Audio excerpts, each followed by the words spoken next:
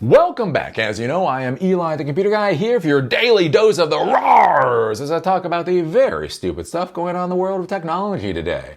Do remember I do these videos in order to fund Silicon Dojo, free to end user hands-on technology education in Durham, North Carolina.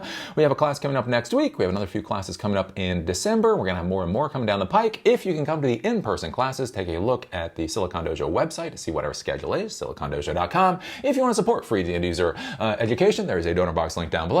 And with that, let's get into when Chinaman does it, it's bad and evil. And when we do it, it's A-okay. So I think this particular video, or this particular article on its own, actually who the hell cares at this point in time? On its own, who cares? What I find fascinating about this is there's a scuttlebutt going around in the United States right now that Alibaba is being used by the Chinese military to target American assets, right? And so we are told we have to be scared of Alibaba because they're being used by the Chinese military. At the exact same time, Microsoft Azure was being used to violate the human rights of the entire Palestinian population, right, over in Palestine and Israel, as Israel committed an absolute genocide on the Palestinian people, right? Somehow that was okay. That program is apparently ending because Israel is going to go over to Amazon. Amazon appears to be more hospitable to their human rights abuses, right? We've talked about Meta, right? Meta is getting into this, this augmented reality equipment for the U.S. military. We've talked about Google. Was it Project Maven, I think it was called, using AI from Google for targeting purposes and the whole nine yards. And I find it really interesting, right? We're told, oh my golly, Alibaba is being used by the Chinese military at the exact same time all of our big tech is being used by our military.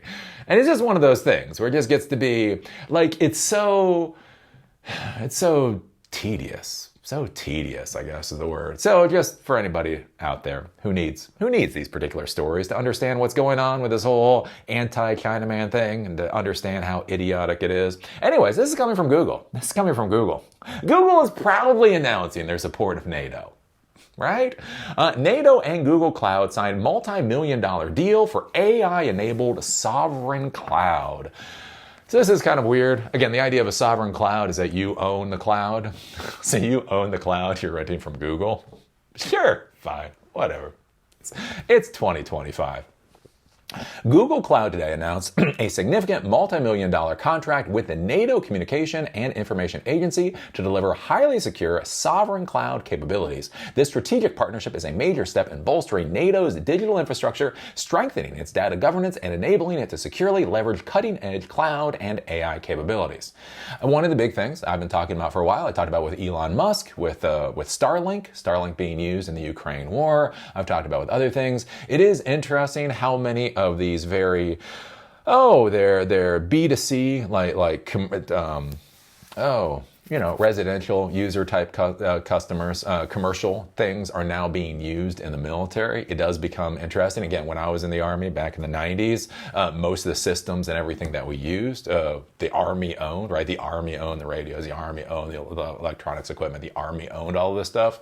What is becoming more and more interesting is how all of this is being handed over to private providers for things like cloud services. And then the curious question does come up is at what point do these cloud providers become legitimate targets, right? Since I was in the Army, right? I was under ordnance for whatever reason.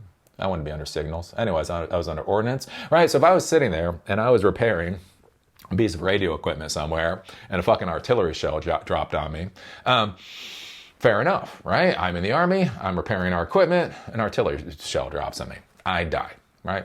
The interesting thing, though, is what if you have a Google employee and they're doing some kind of networking equipment or whatever else, networking upgrade, and an artillery shell drops on them. Oh my God, you killed a contractor. You committed a war crime, right? We heard about this in Iraq, right? They talked about contractors being murdered in Iraq. And then you find out the contractors were in up-armored Humvees, with body armors and guns and grenades. You know, that's, I mean, I guess, like per their tax filings, they are contractors, but that's not really what I would think of as a contractor. So I think that's one of the curious things now, especially with what the West and what the United States is doing, is so integrally tying these private entities into the actual infrastructure of killing. It is a real question of when does the line get crossed, or did the line get crossed years ago on what a legitimate target actually looks like. At what point does a sniper in Seattle sitting there plinking AWS employees actually become a legitimate means of war versus what some person would call a terrorist attack? Or is it always going to be a terrorist attack because they're doing it against us? When we use our AI to kill you, that's legal. When you use a sniper to kill us, that's a terrorist attack. Anyways, NCIA selected Google Distributed Cloud to support the Joint Analysis, Training, and Education Center. JTech will leverage this infrastructure to modernize its operational capabilities and handle classified workloads. GDC air-gapped, that's interesting, so it's an air-gapped system. A key component of Google's sovereign cloud solutions brings Google's powerful cloud services and cutting-edge AI capabilities into completely disconnected, highly secure environments. This empowers organizations to run modern AI and analytics workloads on their most important data, unlocking valuable insights on who to kill, while maintaining absolute operational control and meeting the strictest digital sovereignty requirements. Leveraging this technology ensures that NATO maintains uncompromised data residency and operational controls, provides the highest degree of security and autonomy, regardless of scale or complexity. This contract underscores Google Cloud's dedication to supporting partners who protect and empower the most valuable data across NATO's allies. Quote, Google Cloud is dedicated to supporting NATO's critical mission to develop a robust and resilient infrastructure and harness the latest technology innovations.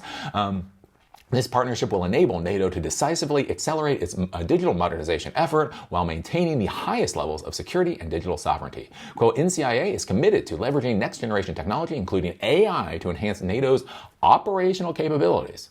So operational capabilities is actually going out there and taking actions and safeguard the alliance's digital environment. Partnership with industry is a critical component of our digital transformation strategy. Again, that's a curious thing to be thinking about, right? Partnership with industry is a critical component of what they're doing. Through this collaboration, we will deliver a secure, resilient, scalable cloud environment for JTech that meets the highest standards required to protect highly sensitive data.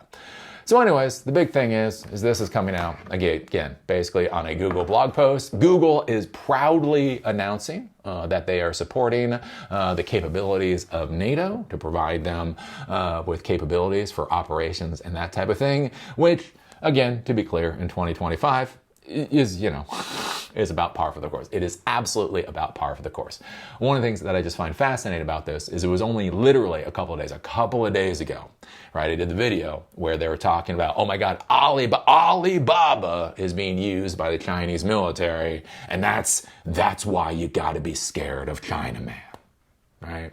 So this is a curious thing. This is just kind of a curious thing to look at. And what I think is more fascinating here, again, is that whole idea of where the corporate world is intersecting with the military world, and then what does that fundamentally mean, right? The United States has been using more and more contractors, as I've talked about before, right? If you're a cook in the Army, you're sitting there, you're making roast beef or whatever for 1,000 soldiers, an artillery shell drops in your head, you're a cook in the Army, died, clean kill.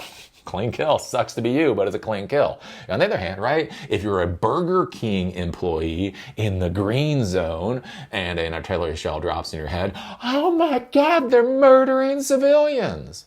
Right? You have a person that's providing a particular service. You have this person who is feeding military troops that have been sent to invade a land and kill the locals. That's what's happening, right? They are providing the sustenance required to put the knee into the neck of the local population. One person is in a BDU uniform. The other person is in a Burger King uniform. For some reason, one is considered a clean kill. The other is considered, oh my God, that's murdering civilians.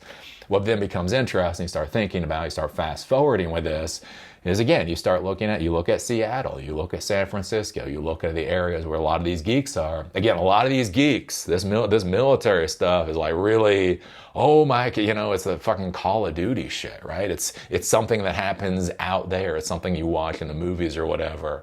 But what happens when they become legitimate targets? Becomes an interesting question. That'll become an even more interesting question with my next video when I talk about Hamas. Oh my golly, Hamas's open source intelligence operations apparently were like in-fucking-sane. Anyways, watch this video, then watch that video, and then shit your pants. And then shit your pants. So anyways, what do you think about this? What do you think about Google supporting the operational capabilities of NATO being good and Alibaba supporting the capabilities of the Chinese military being bad? Make it make sense to me down in the comments down below. If you like these videos, give us a thumbs up. If you hate these videos, give us a thumbs down. Call me amazing, call me a dumbass. Just be a real Lutnick and put a strong American comment down there in the comment section. Do you remember I do these videos in order to support Silicon Dojo, authorityless, gatekeeperless, free to end user hands-on technology education that empowers you to do whatever the hell it is you want to do. We have a class coming up on extending AI capabilities with REST APIs next week. We have a class coming up on AI computer vision with something called Moondream a couple of weeks after that. We're going to have more and more classes coming down the pike in Durham, North Carolina. If you're able to attend the in-person classes, take a look at the schedule at silicondojo.com. If you want to support the free to end user classes, because free to end user is not free, that's why I'm here every day. That's why I'm here every day. So if you'd like to help support the project, there's a donor box link down below. And with that, see y'all later.